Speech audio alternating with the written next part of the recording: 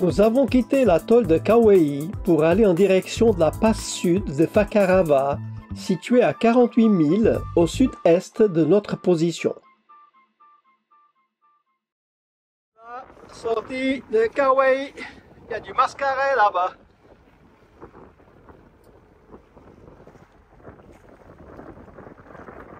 Bon, je vais arrêter de filmer pour se concentrer sur les manœuvres. Kauai possède une seule passe et il faut calculer le bon moment pour sortir. Ouais. Je m'en vais tout seul. Ah bon? Ah ouais. Ben là.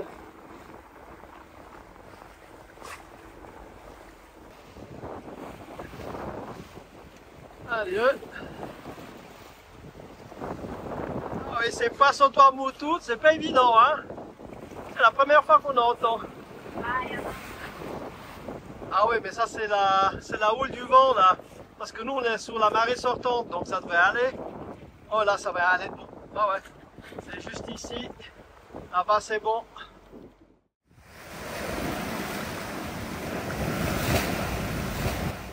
Nous sommes au près avec une mer très agitée et de la houle de côté. On arrive à Fakarava. Une navigation pénible avec beaucoup de houle, mer très agitée. On a eu des rafales à 27-22. Nous arrivons avec une petite appréhension sur les conditions pour entrer dans la passe. La passe de Fakarava, puis un touillon qui sort à contre-courant. Ça doit être en charter ça. Et en plus il n'a pas l'AIS. Tout droit.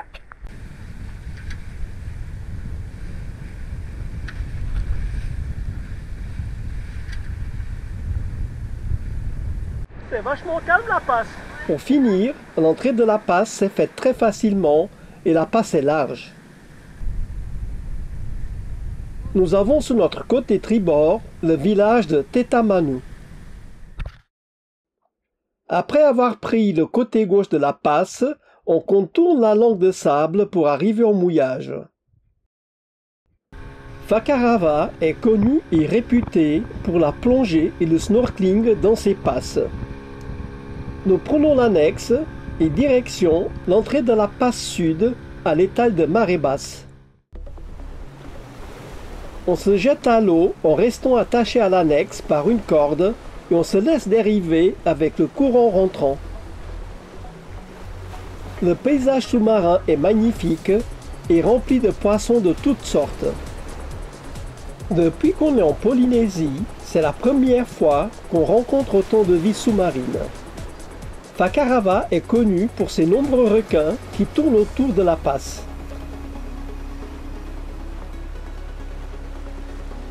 La grande majorité, ce sont des requins à pointe noire.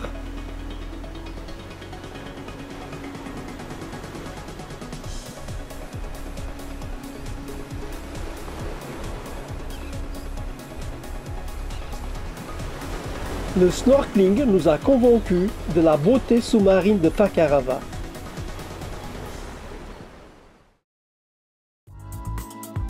Nous avons rendez-vous au centre de plongée de Tetamanu pour une plongée dans la passe sud.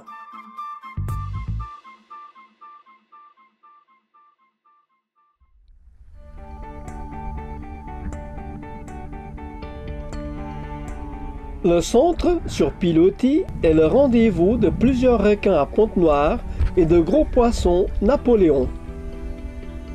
Ils sont nombreux à cet endroit car il y a un restaurant sur place qui jette ses restes à la mer.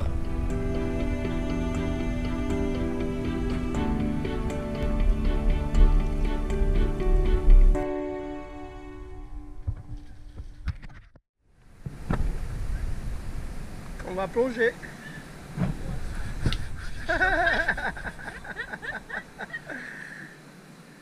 Nous sommes 5 personnes à plonger. Un couple de Chinois, la monitrice et nous. Il y a des requins? C'est parti pour une heure de plongée dérivante.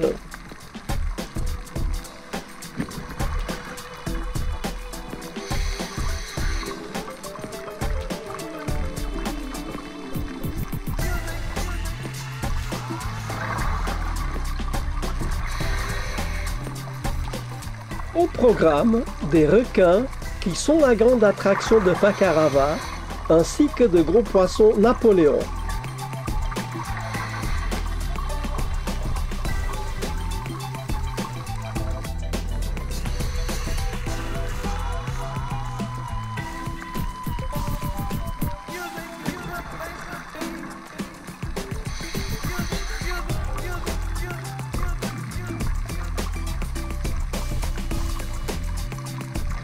La profondeur maximale atteinte a été de 25 mètres et on se laisse dériver avec le courant rentrant dans la passe.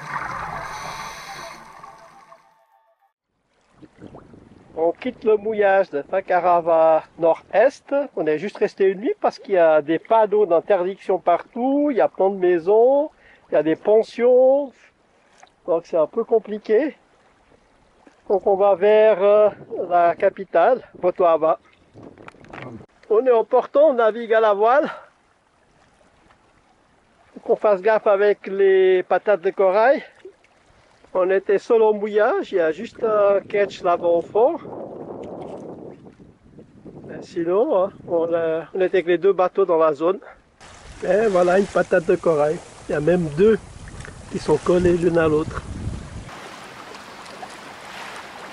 Nous faisons une belle navigation avec du soleil, une mer calme et un peu de vent qui nous permet de naviguer à la voile.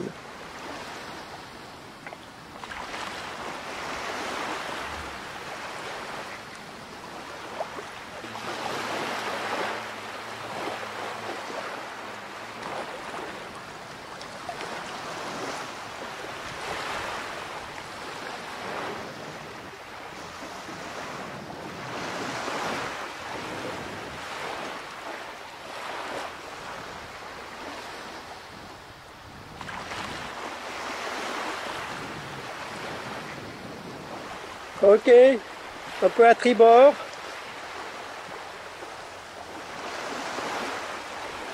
Tout droit.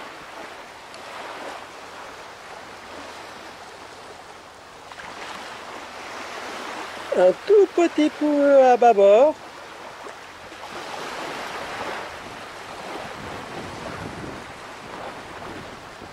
Ok, tout droit. Nous décidons de nous arrêter pour une nuit au milieu du chemin en direction de Rotoava.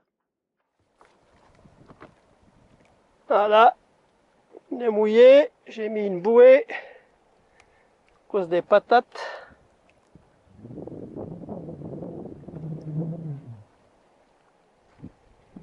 Ouais, ça m'a l'air bien. On est devant un petit lagon. On ira faire du snorkeling. Le lendemain, nous reprenons la route pour effectuer les 16 milles restantes jusqu'à Rotoava, le village de Fakarava.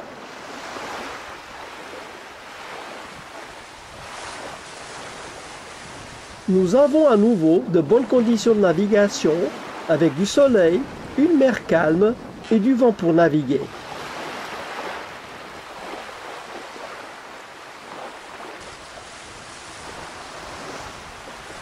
On a toujours un œil sur l'horizon et un autre sur l'écran avec les cartes satellites pour voir les patates de corail.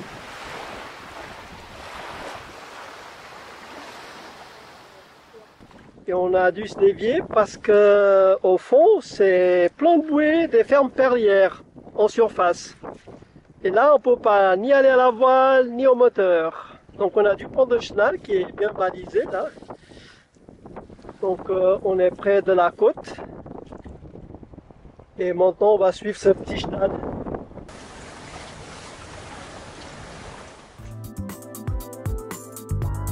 Nous mouillons à Rotoava après 3 heures de navigation.